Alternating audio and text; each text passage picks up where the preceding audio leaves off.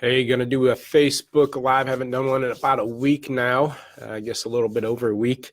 Been tied up and busy. NADA is right around the corner next Thursday. Man, this thing's sneaking up on us. It's like Christmas, though. You know about it all year long, and next thing you know, it's right behind you, or right in front of you. And so, what's up, Adam? And good to see you, man. You're always on here. Appreciate it. I'm going to NADA. If anybody like to meet up, I'm gonna be a little busy meeting up with AutoSoft, working out a little partnership with them, helping their dealerships. Also with Chrysler CPO, I'm gonna be spending some time with them, locking up some things.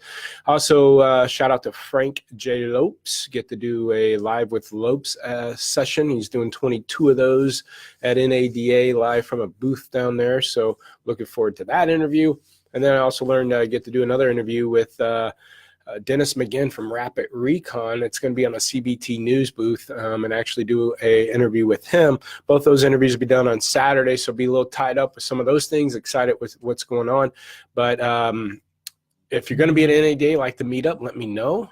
Message me. And I also got a calendar if you want to actually lock in some day and time or dinner, breakfast or coffee or something, just let me know. I'd like to get that opportunity, but if not, I'll be floating around. I'm actually probably returning on Sunday, but that's not what this video is about. This video is, it seems like right now a lot of dealerships, John Anderson, who's with Lotpop, did a live video about this too. Seems like there's a lot of traffic going on at dealerships, but not a lot of people pulling the trigger buying cars. It's typical this time of year. If you think about it, a lot of people obviously coming out of the holidays, but two is we're going into tax season. So people are probably prepping for that, anticipating maybe getting a return, and they start shopping. Matter of fact, one of the things that we go into the CRMs when we help dealers with internet, and we look at, I know Vin Solutions, eLeads kind of gives us this information. I think Dealer Socket, how many emails did we send? How many are being read? How many are being replied? This time of year, we tend to find a lot of people read our emails, but our reply rates drop off a lot of times. Again, one indicator. Second indicator, a lot of dealerships are saying, yeah, they're getting a lot of leads or floor traffic. No one's pulling the trigger. It's just the shoppers are out right now. They're going to be buying, though, if they do get their tax return. They're going to be buying February, March, April, depending on how fast they file and get a return. Hopefully, if this government shutdown doesn't delay that. Trump promises that it wouldn't, but we'll see where that all falls out. So you got to watch that. And so long-term follow-up, any leads you're getting now and into December, if you're not following up with them for at least 60, 90 days, and when they're ready to buy in February and March, you're going to miss those opportunities. So it's a normal time of the year. That seems to be what happens year after year. We get a lot of shoppers right now. They're ready not to pull the trigger.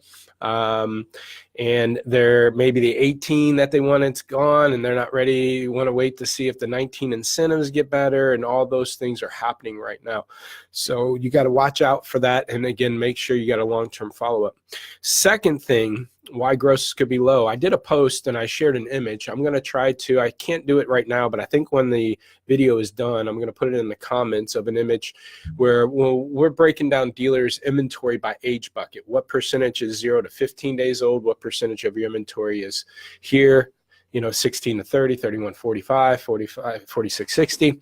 But we also, with a lot of dealers that we help with the internet, we're taking their internet leads and looking at what percentage of their leads are on these cars. And I had a screenshot, and I'm going off the hip here. I should have it in front of me.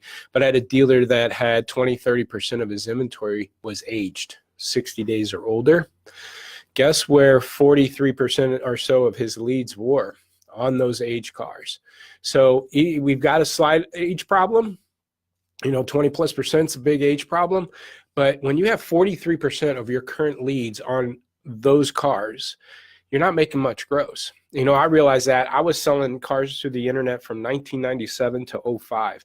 And a lot of times excuse me, a lot of times, we're getting blamed. You guys aren't making any gross. You guys give cars away in the internet department. But when we realized what we're selling there was these cars that the used car manager decided to go ahead and discount because they're getting aged on his lot. So he blows them out and it drops the price. So guess what leads we get on those cars that are priced cheap online? Customers, hey, I want that car. We're getting the leads. We're selling them and there ain't any money left in them. And was that our fault as the internet department? No. And so when this dealer has 43% of his active leads or over 40% of his active leads on his 20, 30% age cars, two things are going to happen. One, you're going to have a low gross problem because these cars are going to sell, right? And a high percentage of your sales are coming from those cars. Second thing that's going to happen, once those cars sell, you still have 20, 30% of those leads that are still active on cars that are already sold. And a lot of dealers don't recognize that and do much about that. So one of the things that you want to make sure when you get, we've had dealers as high as 40% of their current active leads are on cars that are already sold. So we put those customers down a different funnel. You got to get them out of the regular follow-up process and quit emailing them about that 2017 Nissan Altima that's already gone. You need to start emailing them and tell them, one of our lines I like to say is, hey, this car sold, now what? Okay, maybe that's your subject line, and basically call the customer out. They got to buy, if it's a used car, they got to buy something else. Okay, if it's a new car and it was a red 2018 Altima, they can go to the other dealer and buy the other red 18 Altima if they still have it, type of thing. But it's a used car. They're going to have to buy something different miles, different equipment, different color. So that's what we got to get the first shot. This car sold, now what? And are you interested in just make and model? Are you just interested in cars in this price point? Here's some similar vehicles in this price point you might be interested in, and get it out of them what they're going to do now. What's the next plan of attack now that this car's sold? So two things are going to happen. Why grosses are low, and our traffic that we're getting, if we're not following up long-term, if we're not following up with the customers on cars that are already sold, but two, if we're a high percentage, if we got an aging problem, a high percentage of our leads are going to be on those aged cars because we're probably priced the most aggressive, and that's why our grosses are suffering. So what is up, Anderson? Good to see you. Adam asking me about what's opinion about cars.com. I don't know much about the SEO, SEM. I like cars.com. I know where their heart is. Their heart's there to help dealers. They've been able to stay underneath the fray of some of these other issues that other classified ad sites have. I know I've seen products of what they're bringing out to the market are pretty strong. They had a big uptick. Seen a headline they had an uptick in traffic. I like them as a choice for dealers for listing sites. But SEO, SEM portion of it, I'm not familiar with. But again, I think they're solid crew there. So I hope this tip was helpful. Let's see.